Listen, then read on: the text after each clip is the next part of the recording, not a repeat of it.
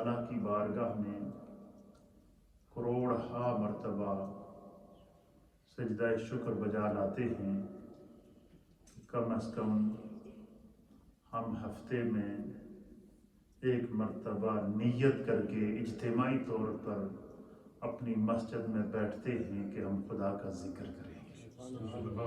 اور ہمیشہ یہ بات یاد رکھیے گا کہ اللہ کے ذکر کی توفیق خدا اسی کو دیتا ہے جس سے اللہ کو محبت ہوتی ہے۔ یہ بڑے خوش قسمت لوگ ہیں ہم کہ خدا نے ہمیں اپنے ذکر کی سعادت عطا فرمائی، اور اس پر نور علی نور یہ ہے کہ ہم ذکر بھی کرتے ہیں، دعا بھی کرتے ہیں، اور ساتھ میں نبی علیہ السلام کی احادیث اور قرآن کے ذریعے علم کا، دین کا پیغام بھی لے کر جاتے ہیں۔ اس وقت ہم مشکل دور سے گزر رہے ہیں، ہر انسان پریشان ہے، کوئی انسان یہ نہیں کہہ سکتا کہ میں بڑا سکھی ہوں، میں نے بڑا سکون ہے۔ کہیں نہ کہیں ہمیں کسی نہ کسی آزمائش میں ہم پڑے ہوئے ہیں، لیکن اللہ کے حبیب علیہ السلام نے ہمیں بڑا پیارا طریقہ بتایا ہے۔ جتنی مائیں بہنیں بھی مجھے ریڈیو کے ذریعے یا سوشل میڈیا کے ذریعے سن رہے ہیں یا دیکھ رہے ہیں، وہ بھی اس طریقہ نبوی کو نوٹ کریں۔ میں نے آپ کے سامنے جو حدیث پاک تلاوت کرنے کی سعادت حاصل کی ہے، یہ سنن ابو داؤد شریف کی حدیث ہے، اور حضرت حذیفہ رضی اللہ تعالی عنہ اس حدیث کے راوی ہیں۔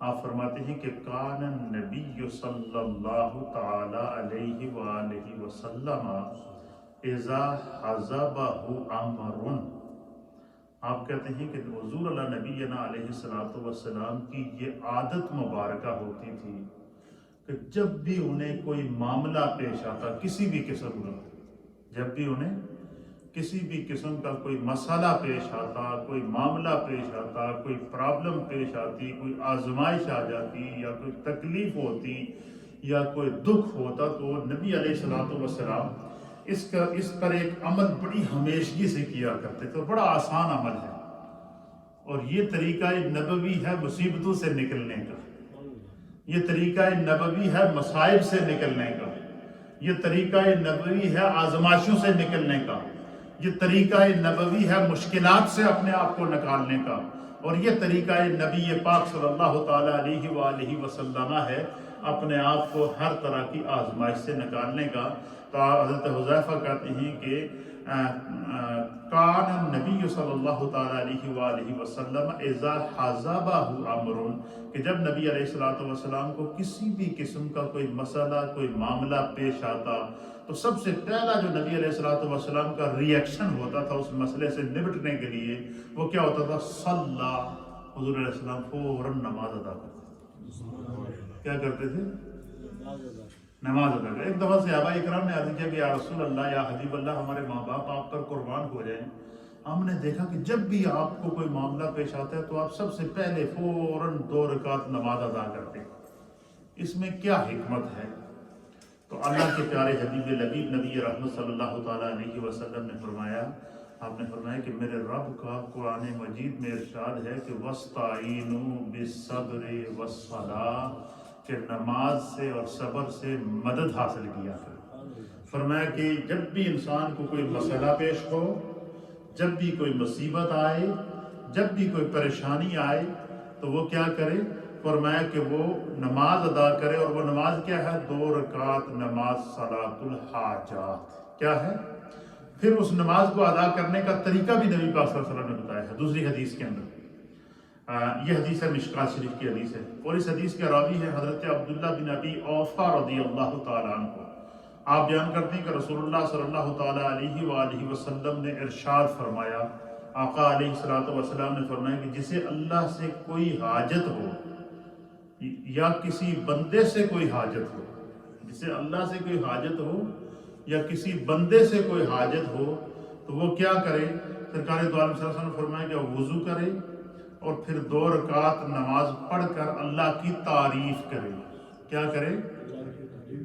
گزشتہ درس میں نے آپ کی خدمت میں کیا پیش کیا تھا کہ ایک صحابی نے آگے کیا عرض کیا کہ یا رسول اللہ میری آنکھوں میں بینائی نہیں ہے، تو تسی اللہ دی بارگاہ آپ اللہ کی بارگاہ میں دعا کریں کہ خدا میری آنکھوں میں بینائی عطا کر دے، اور میں بینائی جو دنیا دیکھنے کے لیے نہیں چاہتا ہوں، اس لیے چاہتا ہوں کہ ان آنکھوں سے ایک دفعہ آپ کے چہرہ بددعا کو دیکھ لوں۔ تو نبی علیہ السلام آپ کو حدیث یاد ہے نا، حضور علیہ السلام نے فرمایا کہ نماز پڑھو، پھر تو نماز پڑھائی، پھر حضور نے دعا کروائی۔ تو اس حدیث کے اندر بھی سرکار دو عالم صلی اللہ علیہ وسلم نے کیا فرمایا کہ جب بھی اللہ سے کوئی حاجت ہو تو بندہ کیا کرے، وضو کرے تازہ، 2 رکعت نماز صلاۃ الحاجات ادا کرے، کیا کرے، اور پھر کیا کرے، یا کسی بندے سے کوئی حاجت ہو، بعض بندوں کے پاس ایسے معاملات پھنسے ہوتے ہیں کہ بندہ بعض دفعہ بے بس ہو جاتا ہے، کیا ہو جاتا ہے، بے بس ہو جاتا ہے، اور بندہ چاہے کہ اس بندے کی میری طرف توجہ ہو اور اس کا یہ میرا مسئلہ حل ہو جائے، اور تو کیا کرے، نبی علیہ السلام نے فرمایا کہ وہ کیا کرے، 2 تازہ وضو کرے، کیا کرے، تازہ وضو کرے، پھر 2 رکعت پڑھ کر اللہ کی تعریف کرے، اور نبی فرمایا کہ اللہ کے نبی پر درود پڑھے، کیا کرے، کیا امر ہوتا ہے کہ پہلے تازہ وضو کرنا ہے، وضو کرنے کے بعد 2 رکعت نماز صلاۃ الحاجات پڑھنی ہے، پھر کیا کرے، پھر اللہ کی تعریف کرے، اللہ کی طرف الحمدللہ رب العالمین والعاقبۃ للمتقین والصلاۃ والسلام علی سید الانبیاء والمرسلین۔ کیا فرمایا حضور علیہ الصلوۃ والسلام نے، سب سے پہلے کیا کرے، اللہ کی تعریف کرے، پھر نبی کریم پر درود پڑھے، اور پھر حضور نے فرمایا کہ پھر وہ اللہ کی بارگاہ میں یہ دعا کرے، وہ دعا بھی سرکار نے بتائی، اور دعا کیا تھی، فرمایا پڑھے لا الہ الا اللہ الحلیم الکریم، سبحان اللہ رب العرش العظیم، والحمد للہ رب العالمین، اسألک موجبات رحمتک وعزائم مغفرتک والغنیمت من کل بر والسلامت من کل اثم لا تدع لی ذنبا الا غفرتہ ولا ہما الا فرجتہ ولا حاجتا ہی لک رضاء الا قضیتہا یا ارحم الراحمین۔ سبحان اللہ۔ یہ چونکہ سرکار دو عالم صلی اللہ علیہ وسلم نے اس دعا کو ہمیں سکھایا ہے، اس کا ترجمہ کرنے سے پہلے ایک دفعہ نبی پاک کی سنت کو ادا کرتے ہوئے میرے ساتھ اس کو مل کر پڑھیں تاکہ ہمیں اس کا ثواب مل جائے، ایک تو حدیث پر عمل بھی ہو جائے کہ زندگی میں ہم نے حدیث چونکہ یہ دعا حضور نے سکھائی ہے، تو اس دعا کو ہم جس طریقے سے حضور نے صحابہ کو سکھایا اسی طریقے سے پڑھتے ہیں، لیکن اس کے پڑھنے سے پہلے آپ میں سے ہر بندہ نیت کر لے، کیا کرے، دل میں جو آپ کے پریشانی ہے اس کو رکھیں، جو معاملہ ہے اس کو رکھیں، جو حاجت ہے اس کو دل کے اندر رکھیں، نیت کر کے میرے ساتھ اس دعا کو ادا کریں۔ بسم اللہ۔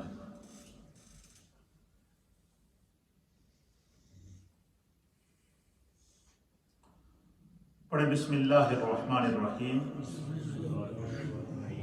لا الہ الا اللہ الحلیم الکریم، سبحان اللہ رب العرش العظیم، والحمد للہ رب العالمین، اسألک موجبات رحمتک وعزائم مغفرتک والغنیمت من کل بر والسلامت من کل اسم لا تدع لی ذنبا الا غفرتہ ولا ہما الا فرجتہ ولا حاجتا ہی لک رضاء إلا قضيتها يا أرحم الراحمين برحمتك يا أرحم الراحمين. اس کا ترجمہ ہے کہ لا الہ الا اللہ حلیم الکریم، کہ اللہ کے سوا کوئی معبود نہیں جو حلیم ہے اور کریم ہے. سبحان اللہ رب العرش العظیم، رب وہ اللہ پاک ہے، عرش عظیم کا مالک ہے. سب الحمدللہ رب العالمین، سب تعریفیں اس کے لیے ہیں. اسألک، اے اللہ میں تجھ سے تیری رحمت کا سوال کرتا ہوں. وعزائم مغفرتک، اور رحمت کی کے واجب کرنے والی چیزوں کا اور ان چیزوں کا سوال کرتا ہوں جو تیری مغفرت کو ضروری ہیں، یعنی تیری ہر وہ چیز جس کے ذریعے تو مجھے معاف کر دے، میں اس کا تجھ سے سوال کرتا ہوں. اتنی پیاری دعا ہے. تو نبی علیہ السلام نے فرمایا کہ 2 رکعت نماز پڑھ کے بندہ یہ دعا کر دے کہ اللہ میں تیری بارگاہ میں تیرے پیارے حبیب لبیب نبی رحمت صلی اللہ تعالیٰ علیہ وسلم کا وسیلہ پیش کرتا ہوں. دوسرا، میں نے گزشتہ درس میں آپ کی خدمت میں پیش کیا تھا کہ ہر مسئلے کا حل اللہ اور اس کے رسول نے کیا بتایا کہ کثرت سے استغفار. کیا کرو؟ ہم استغفار کو بھول جاتے ہیں، لیکن ہمارے علماء اور مشائخ نے اور مفسرین اور محدثین نے اور اولیاء کاملین نے اس استغفار کے بڑے فائدے بیان فرمائے. علامہ امام ابن جوزی رحمۃ اللہ تعالیٰ علیہ آپ فرماتے ہیں کہ شیطان نے اللہ کی بارگاہ میں عرض کیا کہ میں نے اولاد آدم کو گناہوں سے ہلاک کیا ہے.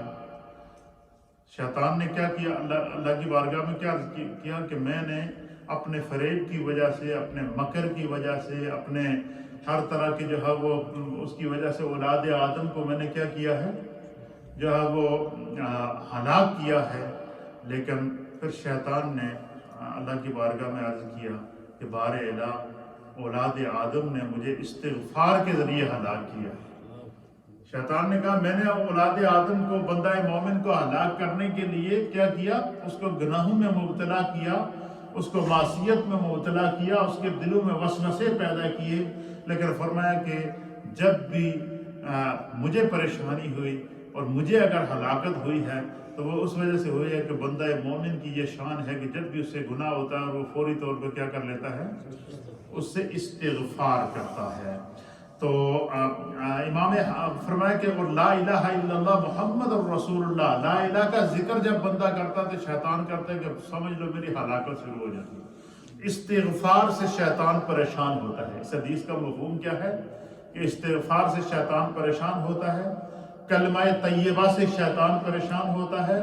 تو اگر انسان یہ چاہے کہ وہ شیطان کے چنگل سے محفوظ رہے، گھر میں شیطان کے مکر و فریب سے محفوظ رہے، تو استغفر اللہ ربی من کل ذنب واتوب الیہ، لا الہ الا اللہ محمد الرسول اللہ. اسی طریقے سے حضرت خواجہ حسن بصری رحمۃ اللہ علیہ کا میں نے 2 درس پہلے آپ کی خدمت میں ایک قول پیش کیا تھا کہ ان کی بارگاہ میں بہت سارے لوگ معاملات لے کر آئے، جس نے جو مراد آپ کے سامنے پیش کیا آپ نے ہر ایک کو ایک ہی کہا کہ استغفار کرو. یہ کہا. اب آگے حضرت خواجہ حسن بصری رحمۃ اللہ علیہ نے فرمایا کہ استغفار، کثرت سے استغفار کے 20 فائدے. کتنے فائدے ہیں؟ وہ 20 فوائد انہوں نے لکھے ہیں. اور کیوں لکھے ہیں؟ تاکہ نبی پاک کی امت جو ہے جب ان کو پتہ چلے کہ اس استغفار کے اندر اللہ نے کتنی بڑی برکت رکھی ہے تو بندہ کثرت سے اپنی زبان کو استغفار سے تر رکھے. اور آپ فرماتے ہیں کہ سب سے پہلا فائدہ کیا ہے؟ فرمایا کہ استغفار، کثرت استغفار میں شیطان ملعون کی ہلاکت ہے. اور استغفار کے بہت سارے فوائد ہیں. تو شیطان کو ہلاک کرنے کا، شیطان کو دور کرنے کا، شیطان کو بھگانے کا، شیطان کو پریشان کرنے کا، وہ شیطان جو ہر نیکی پر بندہ مومن کو پریشان کرتا ہے، تو اللہ کے حبیب علیہ السلام نے ہمیں اس طرف کیا اشارہ دیا ہے؟ حضور علیہ السلام نے فرمایا کہ اگر تم چاہو کہ شیطان تم سے پریشان رہے، تمہارے قریب نہ آئے، تو فرمایا کیا کرو؟ کثرت سے استغفار کیا کرو. اور فرمایا کہ اس کے بہت سارے فوائد ہیں. پہلا فائدہ یہ ہے کہ اللہ تعالیٰ نے قرآن میں استغفار کا حکم دیا ہے، اور ایک دفعہ نہیں دیا، کئی مرتبہ دیا ہے. فرمایا استغفروا ربکم انہ کان غفارا، کہ تم اپنے رب کی بارگاہ میں استغفار کرو. جب بھی تم استغفار کرو گے اپنے رب کو توبہ قبول کرنے والا، مغفرت قبول کرنے والا پاؤ گے. اور فرمایا کہ دوسرا فائدہ کیا ہے؟ فرمایا کہ یہ رسول کریم صلی اللہ تعالیٰ علیہ وآلہ وسلم کا پیارا عمل ہے. حضور علیہ السلام حدیث پاک میں اندر آتا ہے کہ نبی علیہ الصلوۃ والسلام ایک ایک دن میں 100 مرتبہ استغفار کیا کرتے. کیا کہ وہ نبی جو معصوم عن الخطا ہے، وہ نبی جن کی مغفرت عامہ کی اعلان اللہ نے وحی کے ذریعے کیا ہے، وہ نبی جو شافع یوم النشور ہیں، وہ نبی جن کے ذریعے اعلیٰ حضرت امام اہل سنت فرماتے ہیں اللہ کو تو پتہ ہے کہ ہر انسان کی بخشش ہونی ہے، کس کی مغفرت ہونی ہے، کس کو گناہوں کی سزا ملی ہے، خدا کے علم سے کوئی چیز پوشیدہ نہیں ہے. پھر میدان محشر لگانے کا، حساب و کتاب کرنے کا، پھر اللہ تعالیٰ کا جو مقصد اور مفہوم کیا ہے، آپ فرماتے ہیں مجھے جو بات سمجھ آئی ہے وہ ایک ہی ہے. وہ کیا ہے کہ بس اتنا سبب ہے انعقاد بزم محشر کا کہ ان کی شان محبوبی دکھائی جانے والی ہے. اللہ قیامت والے دن بھی چاہے گا کہ ہر نبی اپنی امت کے ساتھ موجود ہو، میدان محشر لگا ہو، مقام محمود ہو، اس مقام محمود پر میرا مصطفیٰ بیٹھا ہو.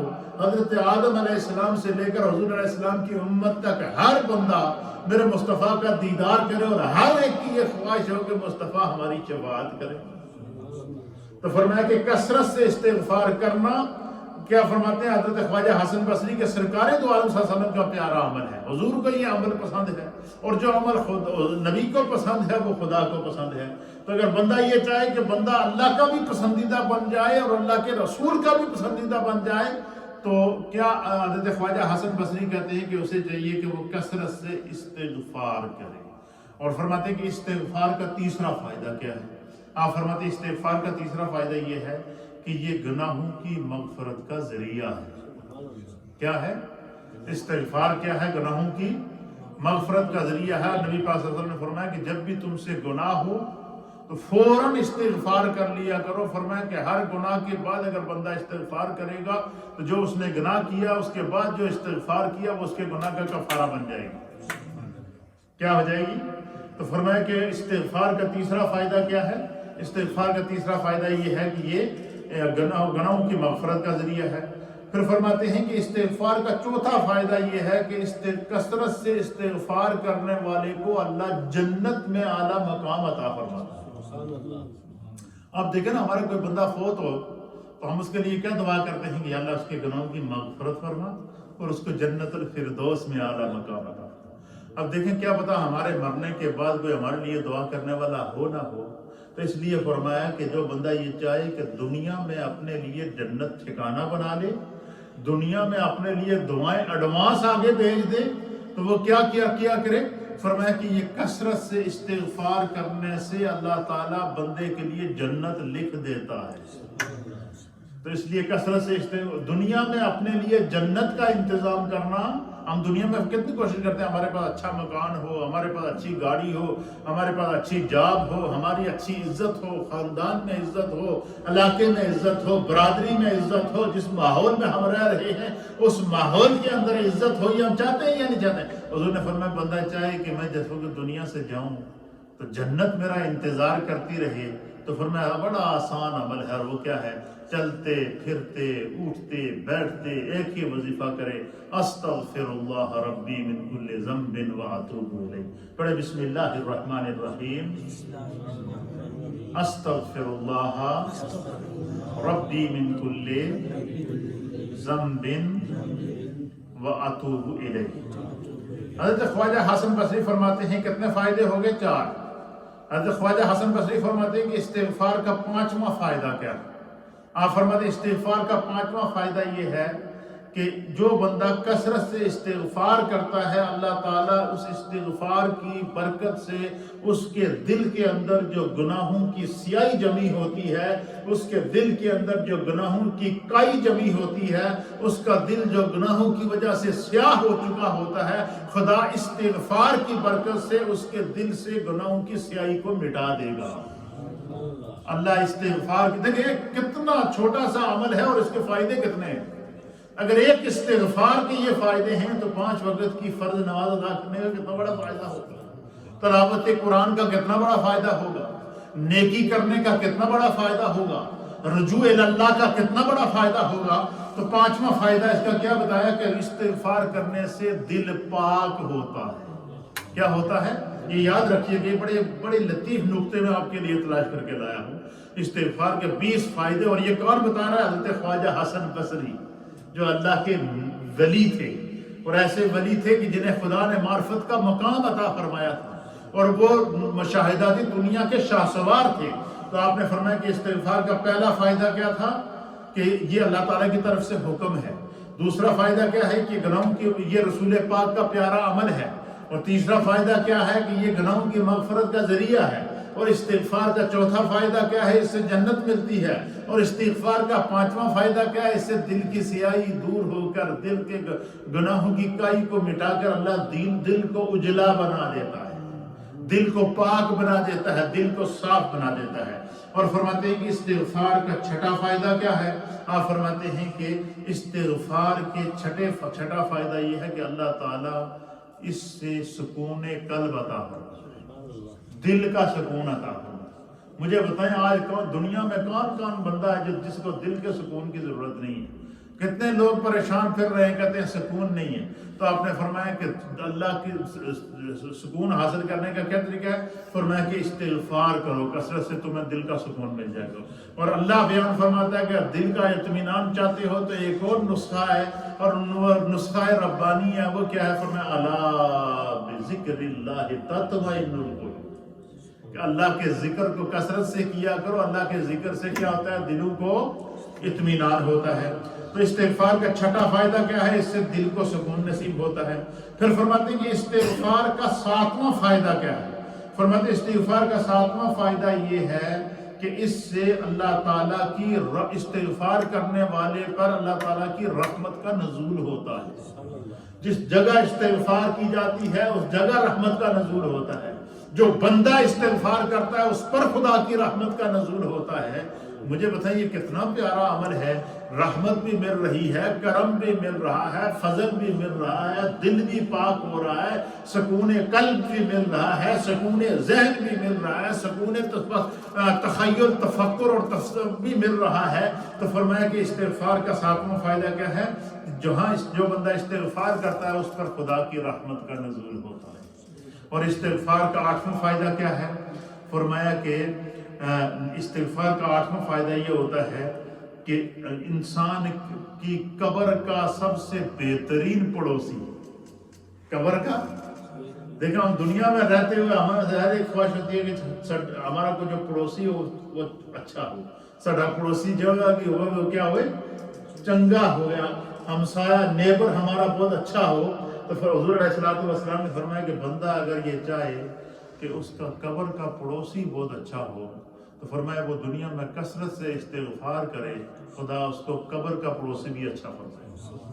اس کو قبر کی جگہ وہاں ملے گی جہاں پر خدا کی رحمت کا بھی نزول ہو رہا ہوگا، اور اس کی قبر جنت کی کیاریوں میں سے ایک کیاری بن جائے گی۔ فرمایا قبر کا بہترین پڑوسی کیا ہے؟ دنیا میں کثرت سے استغفار کرنا ہے۔ ایک استغفار کے عمل کے کتنے بڑے فوائد ہیں۔ اور فرمایا کہ اس کا نواں فائدہ کیا ہے استغفار کا؟ فرمایا اس سے ہر طرح کی روحانی اور جسمانی قوت انسان کو نصیب ہوتی ہے۔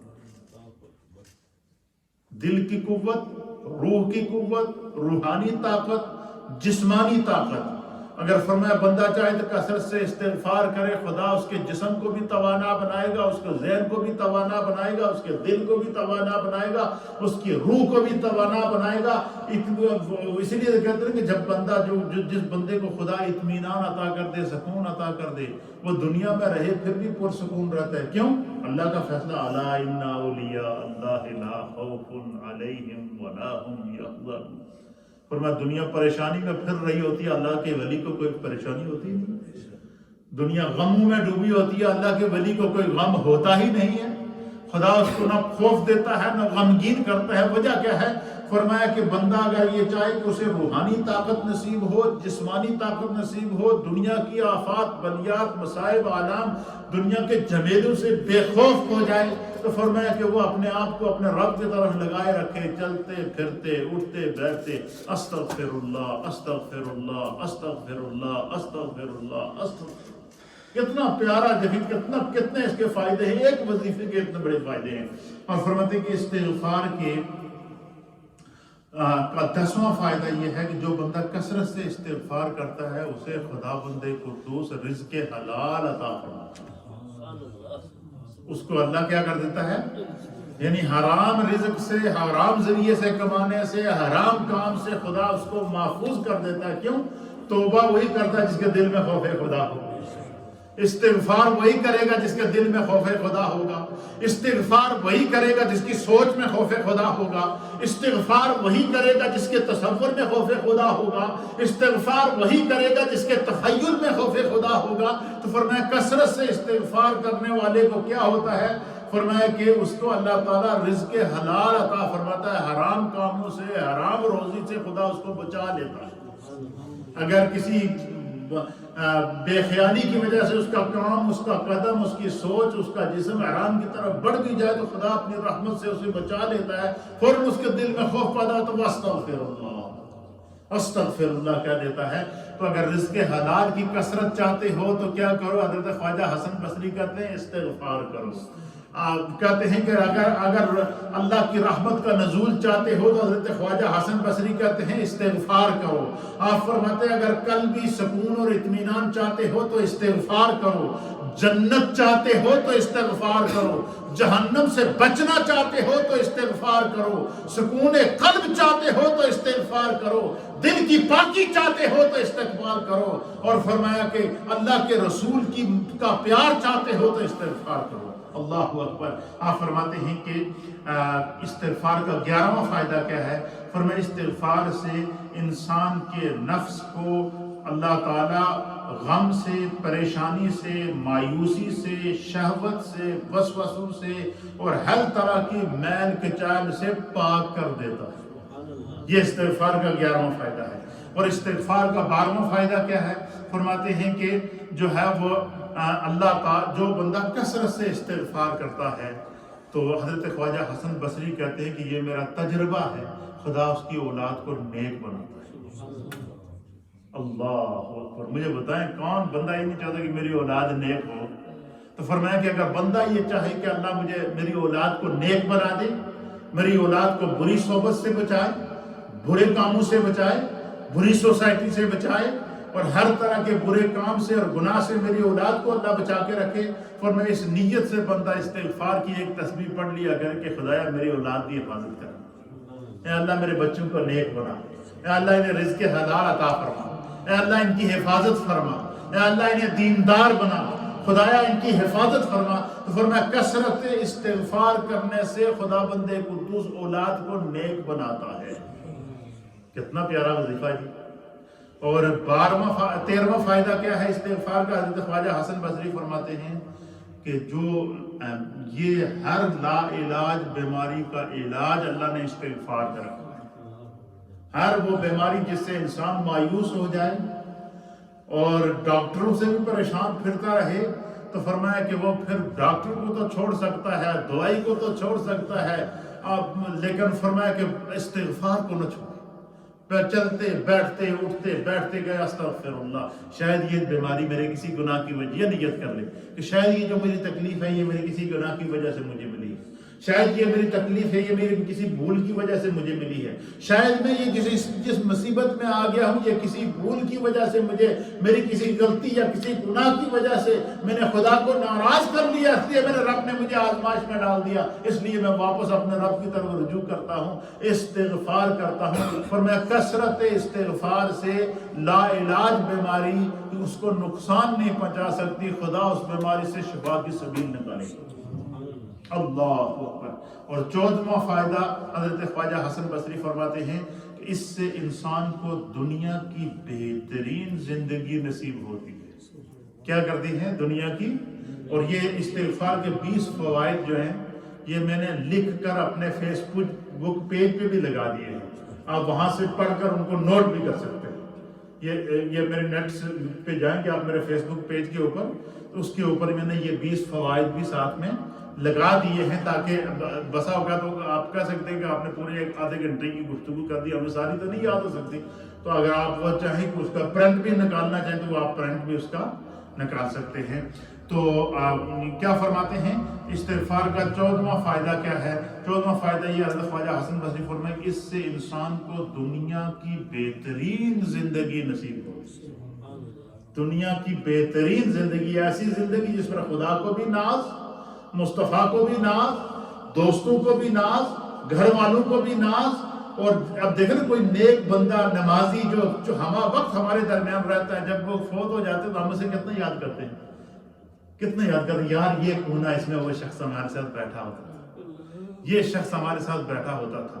یہ میں اس کے 20 فوائد پیش کر دوں تو جو نیک انسان کو دنیا سے جانے کے بعد کس طرح اس کی کمی محسوس ہوتی ہے، اس پر ایک واقعہ بیان کر کے میں ذکر کی طرف بڑھتا ہوں۔ آپ فرماتے ہیں کہ کیا ہوتا ہے کہ زندگی انسان کو دنیا کی بہترین زندگی اللہ عطا فرماتا ہے۔ اور 15واں فائدہ کیا ہے استغفار کا؟ حضرت خواجہ حسن بصری فرماتے ہیں کہ یہ مقبول اعمال کی حفاظت کرتا ہے۔ کیا مطلب؟ کہ جو انسان کے نیک اعمال اللہ کی بارگاہ میں قبول ہو جائیں، کثرت سے استغفار کرنے سے ان کو پروٹیکشن مل جاتی ہے۔ کیا کر جاتی ہے؟ وہ اعمال محفوظ ہو جاتے ہیں۔ اللہ تعالیٰ انسان کے مقبول اعمال، پسندیدہ اعمال کی حفاظت کرتا ہے۔ کیوں؟ کہ میرے بندے نے استغفار کی۔ نماز کی حفاظت ہوگی، اللہ فرمائے گا میرے بندے نے استغفار کی۔ نیکی کی جب نیکی محفوظ ہوگی، اللہ فرمائے گا میرے بندے نے استغفار کی۔ کیونکہ انسان گناہگار ہے، ہر لمحہ ہم گناہ کرتے ہیں، لیکن استغفار کے دروازے قیامت تک اللہ نے کھول کے رکھے ہیں۔ اور 16واں فائدہ استغفار کا کیا ہے؟ فرمایا اس سے بلائیں اور مصیبتیں دور ہوتی ہیں۔ کیا ہوتی ہیں؟ اس سے بلائیں اور مصیبتیں دور ہوتی ہیں۔ اور 17واں فائدہ استغفار کا کیا ہے؟ حضرت خواجہ حسن بصری فرماتے ہیں کہ اس کی برکت سے انسان کو اپنا اصل مقام اور فضیلت نصیب ہوتی ہے۔ یعنی کثرت سے استغفار کرنے والے کو اللہ اس کی زندگی میں اس کا مقام اس کو دکھا دیتا۔ زندگی میں انسان اگر چاہے کہ میں اپنا مقام دیکھوں کہ اللہ کے نزدیک میرا مقام کیا ہے، جن لوگوں میں میں رہ رہا ہوں کہ میں ان میں میرا مقام کیا ہے، تو فرمایا کہ وہ ایک ہی وظیفہ کرے، استغفر اللہ، استغفر اللہ، استغفر اللہ، چلتے پھرتے اٹھتے بیٹھتے استغفر اللہ ہماری بخشش کا ذریعہ، ہمارے گناہوں کی معافی ہے، خدا کو راضی کرنے کا ذریعہ ہے۔ تو فرمایا کہ اچھا، اور فرماتے ہیں کہ اس کا جو ہے وہ 18واں فائدہ کیا ہے؟ آپ فرماتے ہیں کہ اس سے مفید بارشیں، رحمت کی بارشیں نازل ہوتی ہیں، قحط دور ہوتا ہے۔ اور جب اللہ کی طرف سے بارش زمین پر نازل ہوتی ہے، اسی بارش سے اللہ رزق فصلیں اگاتا ہے، اسی بارش سے درخت ہرے ہوتے ہیں، اسی بارش کی برکت سے درختوں میں پھل لگتے ہیں، اسی بارش سے گندم پکتی ہے، اسی بارش سے مکئی پکتی ہے، اسی بارش سے باجرہ پکتا ہے، اسی بارش سے جتنی کھانے پینے کی زمین چیزیں اگاتی ہے، اسی بارش سے ان کے اندر خیر پیدا ہوتی ہے، خدا ان میں برکت پیدا کرتا ہے۔ تو فرمایا کہ جو اللہ تعالیٰ اور بارش، جہاں بارش نازل ہو وہاں قحط نہیں پڑتا۔ کیوں؟ قحط وہیں پہ زیادہ تر پڑتا ہے جہاں بارش کا نزول نہ ہو۔ تو فرمایا کہ اگر بندہ چاہے کہ جس زمین کے جس حصے پہ رہ رہا ہے وہاں پر خدا کی رحمت برستی رہے، بارش کی صورت میں برستی رہے، نور کی صورت میں برستی رہے، کرم کی صورت میں برستی رہے، تو وہ کیا کرے؟ کثرت سے استغفار پڑھے۔ پھر فرماتے ہیں کہ کثرت سے استغفار کرنے کا 19واں فائدہ یہ ہے کہ اس سے بندہ مومن کو شرح صدر نصیب ہوتا ہے۔ شرح صدر کیا ہے؟ دل دا اطمینان، دل کا سکون، اور بالکل یہ شرح صدر سے مراد یہ کہ دل دے اندر کسی قسم کا وسوسہ پیدا ہی نہیں ہوتا۔ وسوسہ پیدا ہوتا تو پریشانی آتی ہے، وسوسہ پیدا ہوتا ہے تو بندہ طرح طرح کی دماغ میں سوچیں آتی ہیں۔ فرمایا جدو بھی پریشان ہو، کسی ڈاکٹر کو جان کی ضرورت نہیں ہے، استغفر اللہ، استغفر اللہ، استغفر اللہ، استغفر اللہ ربی من کل ذنب واتوب الیہ۔ اور فرماتے ہیں اس کا 20واں فائدہ کیا ہے؟ سب سے عام فضیلت یہ ہے کہ بندے کا خدا سے تعلق قائم ہو جاتا ہے۔ یہ حضرت خواجہ حسن بصری نے کتنے نکتے بتائے ہیں؟ 20 نکتے بتائے ہیں۔ اب آپ اندازہ لگائیں کہ جو بندہ دنیا میں نیکی کرتا ہے تو اس کی نیکی ہمیشہ یاد رہتی ہے۔ تو یہ 20 فوائد ہم نے، اور پھر آپ فرماتے ہیں کہ یہ بھی ضرور پڑھ لیا کرو۔ اور کیا ساتھ میں یہ بھی لکھا ہم نے پڑھا کرو کہ استغفر اللہ الذی لا الہ الا هو الحی القیوم واتوب الیہ. پڑھے بسم اللہ الرحمن الرحیم. یہ 20 فوائد بتانے کے بعد 20 فائدے بتانے کے بعد آخر میں حضرت خواجہ حسن بصری نے استغفار کا وہ وظیفہ جو خود کیا کرتے تھے وہ لکھ دیا. جو ہر وقت خواجہ حسن بصری جس وظیفے کو کیا کرتے تھے وہ وظیفہ لکھ دیا. اور وہ وظیفہ کیا ہے؟ پڑھے بسم اللہ الرحمن الرحیم. استغفر اللہ الذی لا الہ الا هو الحی القیوم واتوب الیہ. بسم اللہ الرحمن الرحیم. استغفر اللہ الذی لا الہ الا اللہ لا الہ الا هو الحی القیوم واتوب الیہ.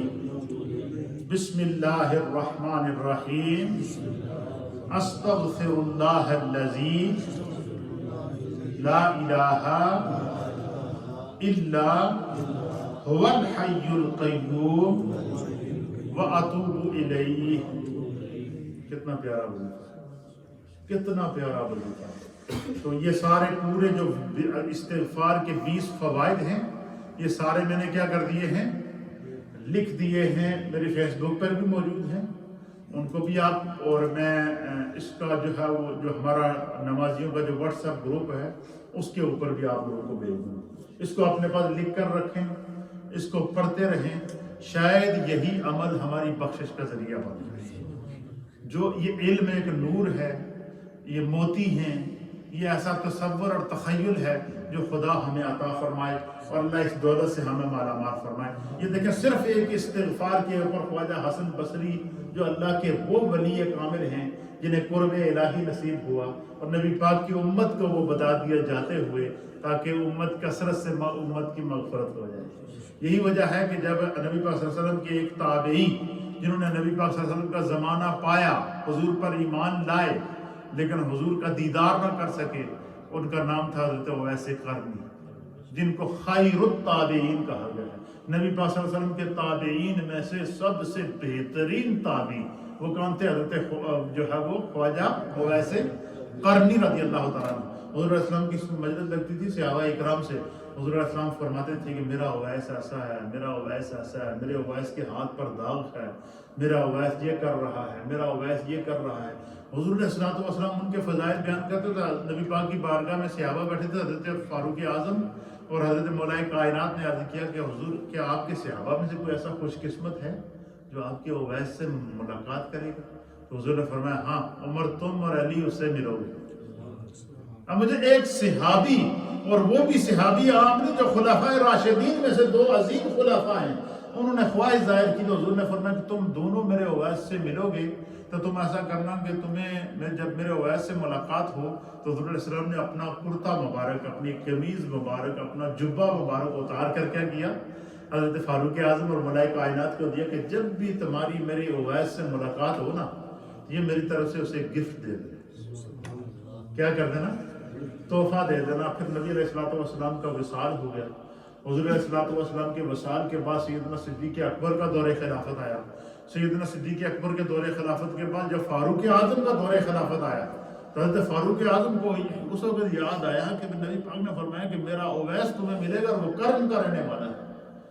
تو اس سال جو حج ہوا نا، تو قرن سے آنے والے جتنے حج کے قافلے تھے نا، فاروق اعظم نے ان کو بلایا سب کو. آپ نے فرمایا کہ قرن کا رہنے والا اویس نامی ایک بندہ ہے، اویس قرنی اس کو کہتے ہیں، اس کو جانتے ہیں. تو قافلے آتے رہے، ان سے پوچھتے رہے. ان میں سے ایک بندے نے کہا کہ حضور وہ تو دیوانہ ہے، اس کو دنیا سے کوئی غرض ہی نہیں ہے، تو جنگلوں میں رہتا ہے، ویرانوں میں رہتا ہے. جب گاؤں میں آئے، علاقے میں آئے، شہر میں آئے تو بچے اس کا مذاق اڑاتے ہیں، اس کو پتھر مارتے ہیں، بچے اس کو بگاتے رہتے ہیں. تو وہ تو کرم کے جنگلوں میں رہتا ہے. فاروق اعظم نے فرمایا کہ حج کے بعد ہمیں اپنے ساتھ لے کے چلنا، میں نے اور علی نے تمہارے ساتھ چلنا. کون کہہ رہا ہے؟ امیر المؤمنین، خلیفۃ المسلمین. حج کے بعد حضرت فاروق اعظم اور مولا کائنات مدینہ طیبہ سے سفر شروع کیا، قرن چلے گئے اور قرن کے جنگلوں میں ویرانوں میں تلاش کرتے کرتے جو ایک جگہ پہنچے کہ ایک دریا کے کنارے ویسے کرنی بیٹھے ہوئے ہیں اور بکریاں چرا رہے ہیں، اور ایک دریا کے کنارے بیٹھے حضرت ویسے کرنی کیا کر رہے ہیں؟ اللہ کی عبادت میں مصروف ہیں، نماز پڑھ رہے ہیں دریا کے کنارے، اور قریب میں ان کی بکریاں چل رہی ہیں اور بکریوں کی رکھوالی شیر کر رہے ہیں، بیڑیے کر رہے ہیں، بیڑیے بکریوں کی رکھوالی کر رہے ہیں اور حضرت ویسے کرنی نماز پڑھ رہے ہیں۔ آپ حضرت فاروق اعظم اور مولا کائنات جا کے ان کے پاس بیٹھ گئے، وہ جبہ ساتھ لے گئے، بیٹھ گئے، جا کے انتظار کرنے لگے کہ ویسے کرنی نماز سے فارغ ہوں۔ تو جب آپ جیسے ہی انہوں نے سلام پھیرا نا، تو حضرت ویسے کرنی نے جیسے ہی ان کو دیکھا نا، حالانکہ ویسے کرنی نے پہلے نہ حضرت فاروق اعظم کو دیکھا ہوا تھا نہ مولا کائنات کو دیکھا ہوا تھا، جیسے ہی سلام پھیرا ویسے کرنی اور نے جب حضرت عمر فاروق اور حضرت مولا کائنات کو دیکھا تو ان سے سب سے پہلے کہا تو میرے آقا نے جو میرے لیے تحفہ دیا تھا مجھے دو۔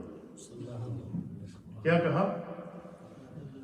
انہوں نے وہ تحفہ دیا۔ پھر کہتے ہیں حضرت فاروق اعظم کہ حضرت ویسے کرنی نے ہم سے سوال کیا کہ کیا تم نے میرے آقا کو دیکھا؟ کیا تم نے کبھی میرے آقا کا دیدار کیا ہے؟ تو انہوں نے عرض کیا کہ حضرت فاروق اعظم نے فرمایا، مولا کائنات نے فرمایا کہ ہم تو خلوت میں جلوت میں ہر لمحہ ہر گھڑی حضور کے وصال تک آپ کے پاس رہے، ہم نے حضور کو نہیں دیکھا تو کس نے دیکھا ہے؟ آپ نے فرمایا کہ جو آپ نے جس رخ مصطفیٰ کا دیدار کیا ہے وہ تو اس کے اوپر تو وہ کئی پردوں کے بعد خدا نے تمہیں دکھایا، اللہ نے تو اپنے محبوب کا اصل چہرہ کسی کو دیکھنے ہی نہیں دیا۔ پھر حضرت فاروق اعظم نے ان سے فرمایا کہ آقا نے فرمایا تھا کہ میرا یہ جبہ ان کو دے کر میری امت کی مغفرت اور میری امت کے لیے ویسے استغفار کروانا۔ کرن کے جنگلوں کے اندر، کرن کے ویرانوں کے اندر، کرن کی غاروں کے اندر جو حضرت ویسے کرنی نے استغفار کیا وہ اللہ کی بارگاہ میں اتنا قبول ہوا کہ رسول اللہ نے حضرت فاروق اعظم اور مولا کائنات کی ڈیوٹی لگائی کہ جب میرے اویس سے ملاقات ہو تو اس سے کہنا کہ جس زبان سے تو اپنے رب کی بارگاہ میں استغفار کرتا ہے اس زبان سے میری امت کی مغفرت کی دعا کرنا، اس زبان سے میری امت کے لیے استغفار کرنا۔ اس لیے کائنات کا ہر مسئلے کا حل اللہ نے کس میں رکھا ہے؟ استغفار میں رکھا ہے۔ خدا ہمیں سچی توبہ کی توفیق عطا فرمائے، استغفار کی لذت عطا فرمائے۔ تھوڑا سا ذکر اور پھر دعا انشاءاللہ آج کی خصوصی مجلس ہے، اور ہمارے چودھری محمد افضل صاحب ان کی جانب سے، حاجی شوکت صاحب کی جانب سے تبرک شریف کا اہتمام کیا گیا ہے، کچھ کلمات طیبات ختم شریف ان میں پڑھے ہیں، انشاءاللہ وہ سب دعا میں شامل کریں گے۔ آپ تمام حضرات جو یہاں بیٹھے ہیں، جو مجھے دیکھ رہے ہیں یا جو ریڈیو کے ذریعے اپنے گھروں پہ سن رہے ہیں، اپنے اپنے مرحومین کی ایصال ثواب کی نیت کر کے میرے ساتھ شامل رہیں۔ ابھی تھوڑا سا ذکر کریں۔